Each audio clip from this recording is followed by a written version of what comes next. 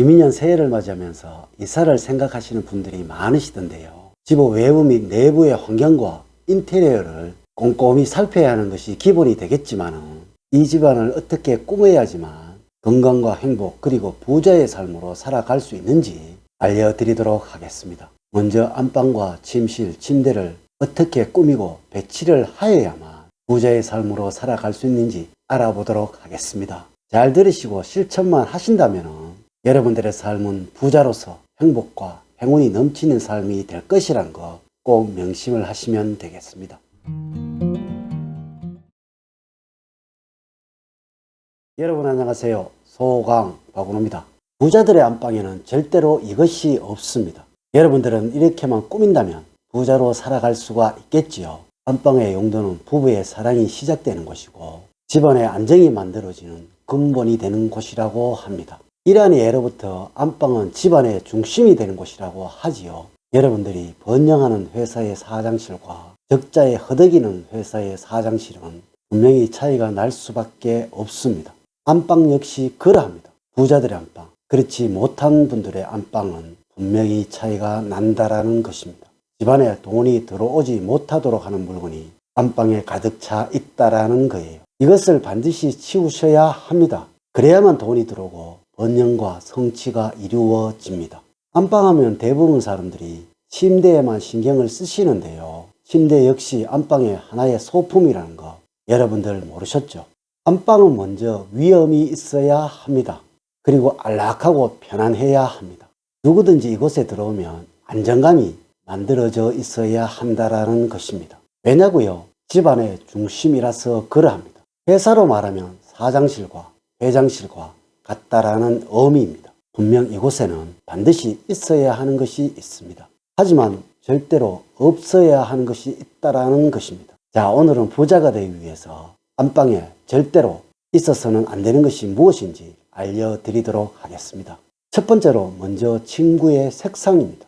이것은 침대가 있는 집이든 없는 집이든 마찬가지가 되겠습니다. 일반적으로 침대의 머리 방향에 대해서 이야기하시는 분들이 많던데요. 이는 과거에 외벽이 두텁지 못하고 외풍이 많던 시절에 하던 이야기고요.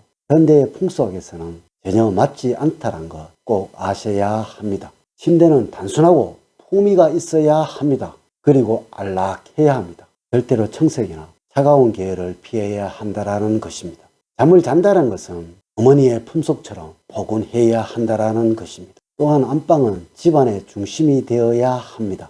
하여 보통 토어행에 비유를 하기도 합니다. 하지만 잠을 자고 휴식을 취하는 것은 마무리를 의미하는 것이라서 수호행의 영역이기도 합니다. 그래서 토어행과 수호행의 연결을 원활하게 만들어주기 위해서 색상은 흰색이 가장 좋다고 할 수가 있습니다. 목오행을 의미하는 청색 계열은 반드시 피해야 한다라고 말씀을 드립니다. 가능하면 침구는 가볍고 두터운 것이 좋으며 단순하고 화려하지 않는 것이 좋다라는 이야기입니다. 두 번째로는 잠을 자는 방향인데요. 이것은 침대가 있든 없든 마찬가지가 되겠습니다. 침대는 잠을 자기 위한 하나의 소품이라는 것이죠. 항상 머리는 동쪽이나 남쪽으로 두고 주무시는 것이 좋고요. 가능하면 북쪽은 피하라는 것입니다. 아침에 일어나서 햇살을 머리에 받게 되면 활력이 넘치고 생명력이 증가된다라고 합니다. 이는 우울증 예방에도 아주 좋다라고 합니다.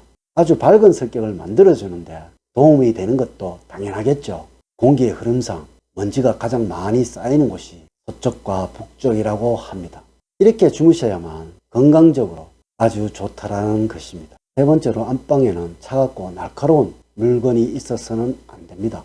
심리학에서도 날카로운 물건을 자주 보게 된다라면 안정감이 떨어지고 불안감이 증가된다고 합니다. 하여 우리 조상님들은 안방에는 쇠붙이가 있어서는 좋지 않다라고 말씀을 많이 하시지요. 안방은 무조건 휴식을 취해야 하는 공간입니다. 심리적 안정을 해야 하는 어떠한 물건도 안방에는 있어서는 안 된다라는 것이죠. 잠은 아무 생각 없이 푹 자야 한다는 거 꼭 명심을 하셔야 합니다. 네 번째로 안방이 단순하지 않으며 복잡한 상태입니다. 안방은 아주 단순하고 심플해야 합니다. 벽에 걸린 장식품도 가족 사진이나 두 부부의 사랑이 담긴 사진 한두 개를 제외하고는 없어야 하며 벽시계조차 없는 것이 최상이 되겠습니다. 요즘은 스마트폰에 알림 기능이 있잖아요.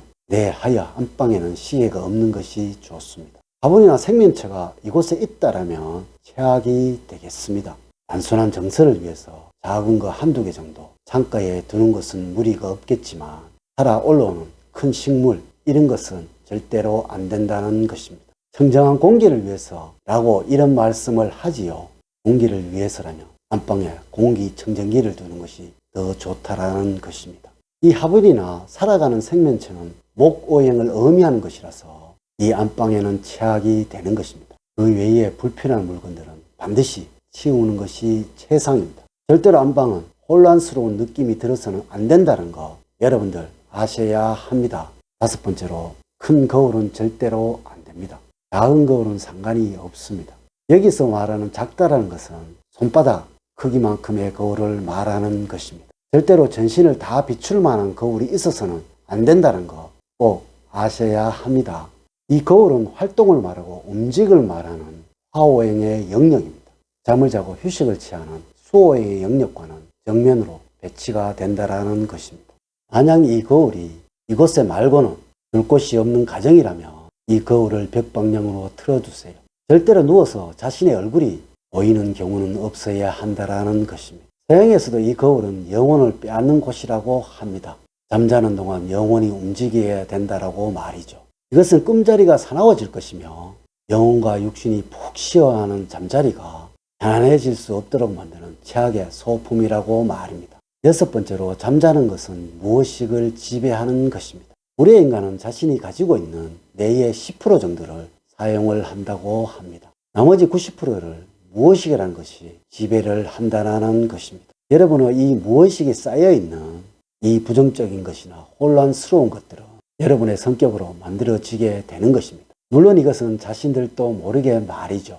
다시 말씀을 드려서 여러분들이 하는 행동의 90% 정도는 여러분들이 모르는 무의식에 의해서 만들어지는 행동이라는 것입니다. 그런데 이 무의식은 절대로 의식적으로 만들어낼 수가 없습니다.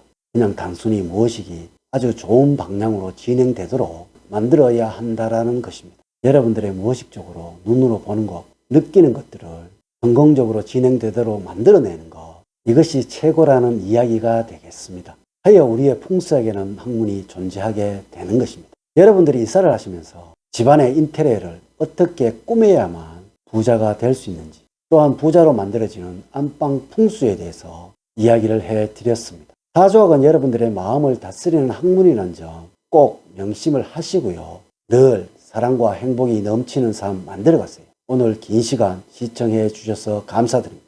감사합니다.